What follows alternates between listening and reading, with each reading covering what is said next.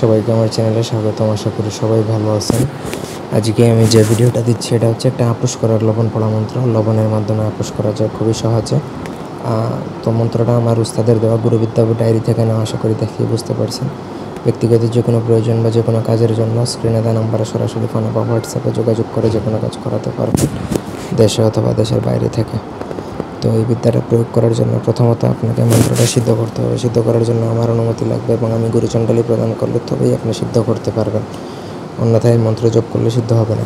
মন্ত্রটা হচ্ছে হুমকাইতি ওয়াদা হুমকাইতি সেরকম ফলানের জায়গায় যে যাকে আপোষ করবে দুজনের নাম, প্রথমে এই নিজের নাম ফলানির জায়গায় হচ্ছে যাকে আপোষ করা হবে তার নাম লগে মিলাইয়া সোহা 37 বার এটা পাঠ করতে হয়। পাঠ করে লবণের মধ্যে ফু দিতে হবে তিনটা ফু দিয়ে তারপর আপনাকে সেই লবণ যে কোনোভাবে ছলে বলে কোনো কৌশলে কাঙ্ক্ষিত মানুষটাকে খাইয়ে দিতে হবে। খাওয়ানোর সাথে সাথে এটা কাজ করে। যদি কোনো ক্ষেত্রে দেরিও হয় আপনার কাজ 72 ঘন্টার মধ্যে 100 হবে। তবে তার আগে আমি আবারও বলছি, মন্ত্রটা সিদ্ধ করে নিতে হবে। এই মন্ত্র সিদ্ধ ব্যতীত কাজ হবে না। আপনার যদি গুরু থাকে তাহলে গুরুর থেকে গুরুচণ্ডালী নেবেন, অথবা আপনার আমার থেকে গুরুচণ্ডালী নিয়ে তারপরে এই মন্ত্র জপ করলে তবে এটা সিদ্ধ হবে এবং মন্ত্র জাগ্রত হবে।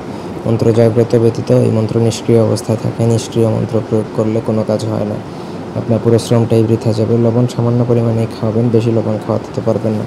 অল্প পরিমাণে খাওয়ালেই হবে। খাবারের সাথে মিশিয়ে খাওয়াতে পারেন, পানির সাথে বা তরকারি বা যে কোনো শরবত এইগুলোর সাথে মিশিয়ে খাইয়ে দিতে পারলে আপনার কাজ হয়ে যাবে। আপনাদের ব্যক্তিগত যে কোনো প্রয়োজনে যোগাযোগ করতে পারেন। জাদুটনার বই বা জিনিসপত্র প্রয়োজন হলেও যোগাযোগ করবেন। ধন্যবাদ।